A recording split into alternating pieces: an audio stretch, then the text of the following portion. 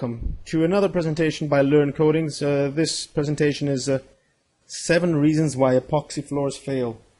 This is quite an interesting subject because epoxy floors are beautiful products and they make beautiful surfaces, but sometimes we have these really ugly looking results. Epoxy floors do go wrong many times, and there's several reasons why they go wrong, and this presentation is looking at these reasons and suggesting ways to avoid the problems in the future. So what causes flooring projects to fail? Top 7 reasons. Number 1, this is in my opinion the most important and the one that just comes up again and again and again. Poor surface preparation. If you are going to coat epoxy onto an old surface, you need to make sure that surface is ready to accept the epoxy coat.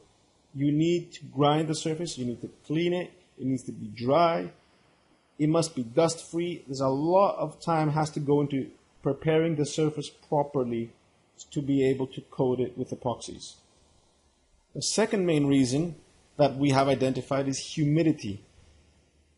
You need to know epoxy products, they do not bond well with humidity. I'm talking about solvent-based epoxy products here.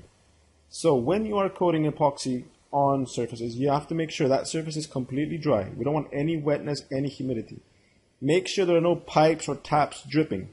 And of course, make sure there's no humidity from beneath the ground. Sometimes in areas near rivers or marshes, you may actually get humidity entering, kind of rising up to the substrate. Make sure you don't have those problems there. Otherwise, your epoxy coat will fail. Third main reason why epoxy floors might fail, a weak substrate. This happens when you coat the epoxy floor product onto a low quality cement. What ends up happening is the cement is too weak and it ends up cracking. So it's not actually the epoxy floor that's failing, but it's the cement beneath that's failing. And the slide explains it. The cement actually detaches itself from the cement. Reason number 4, no primer, or not using the correct primer. You must prime the surface. When you are going to apply epoxies, make sure you use a suitable primer. The primer helps seal the pores, penetrate the pores. It makes it possible for adhesion and bonding to take place. You want to make sure that this coat is going to bond well with the concrete, and the primer will act as the intermediate layer that will enable that bonding. Number 5, the 5th reason why epoxy floors fail, incompatible surface. This is quite an important one. It doesn't happen as often, but it's quite important. What happens here is the substrate may not be compatible for epoxies. One example is you never coat epoxies on wood, because what happens, wood is a very flexible, it's a material that bends and breaks. If you try putting epoxy on something that bends, the epoxy will crack, because the epoxy is much more firmer than the wood, so it will crack. So you want to make sure that whatever you put underneath has the same sort of tensile strength as epoxy, like a strong concrete, for example. 6th main reason why epoxy floors may fail, contaminated floors. This problem is quite common in older installations. For example, an old food or drink factory, maybe a car service shop, a workshop, where over the years the floor has been polluted with various oils and greases and all types of chemicals. And what happens if you try to actually coat epoxy on that, you will get a reaction and there will be no bonding can take place. That's why it's very important to, let's just go back a step.